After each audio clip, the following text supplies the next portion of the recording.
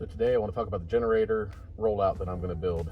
There's a lot of them out there available for cargo rollers and stuff like that, but you can see this is 72 inches long. So in order to get it as wide as I need and roll out as far as I need it, so I started researching on McMaster-Carr different ways to do this, and I found these roller tracks. The cool thing is with McMaster, you can actually download a DXF file, so I can import it right into my CAD software, Cut2D, and figure out the geometries and everything to make sure all this is going to work. So this is just me kind of going through the design process,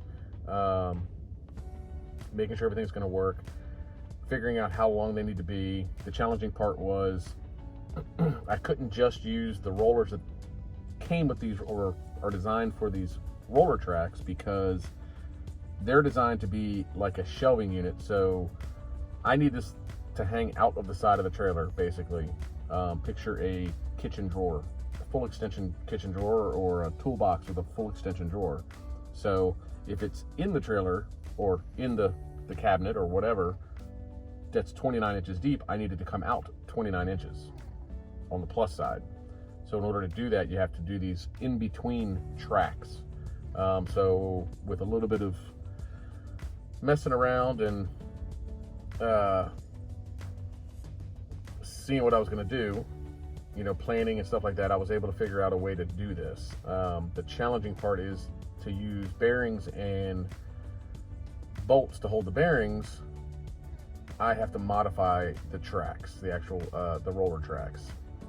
So that made it time consuming, because we're talking 8 different tracks. Each one is 3 feet long. That way, when it's closed, it'll take up 3 foot of trailer space. When it's open, it'll be out 3 feet, if that makes sense. I was thinking I would do the angle iron to mount it, like showing in this right here, but actually after thinking about it, that's going to make it really hard to mount everything to the floor and all that stuff. Yeah, it's nice that it's taking up such small space, but I'm going to flip them around the other way to make sure it's easier for me to actually mount this to the floor of the trailer, and also to mount a tray on top of it, that the generator will be either strapped or bolted or both to.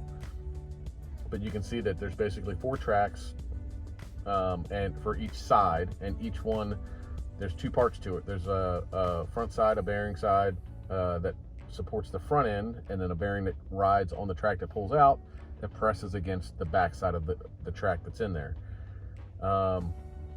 After designing and playing with this for a little bit, and I actually ordered the materials and got them in, I went ahead and started cutting and putting the bearings in and that kind of stuff, and realized that I actually need to have 2 bearings at the back side.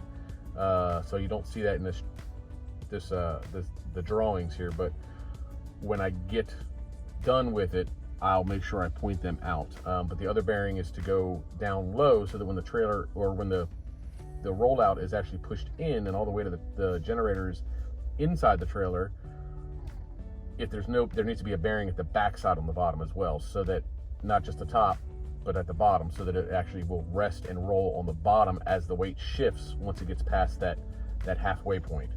But you can see this is kind of how it would work from an overhead view. The main section plus the in-between roll out, and then the main section can roll within that other section there. So yeah, it's a lot of fun. It's been a lot of work. Hopefully to have some finished pictures and videos of it for next week's. I do think that I'm going to start doing videos for Wednesday evening release, as opposed to trying to do them on Sunday morning or Monday morning, because there's just too much stuff going on. So I'll try to stay on top of it and get it done ready for a Wednesday night next week video release to show you some more stuff. And as you can see, all the parts there, we're looking about, it was $510 for all the roller tracks plus the angle iron, and nuts, bolts, washers, that kind of stuff. Ended up being about $620 shipped, so it's not bad. It's actually less expensive than what the longer, bigger, piece was, because I want to say that was almost 800 bucks. So there you have it. Thanks for watching. We'll see you next week.